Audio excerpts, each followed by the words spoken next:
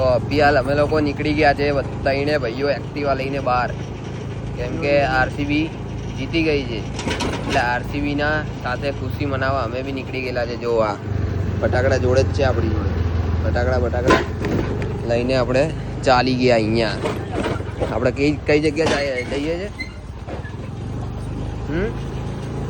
હા, શું નામ બોલ? આ બાજુ કઈ બાજુ? કઈ બાજુ? હા,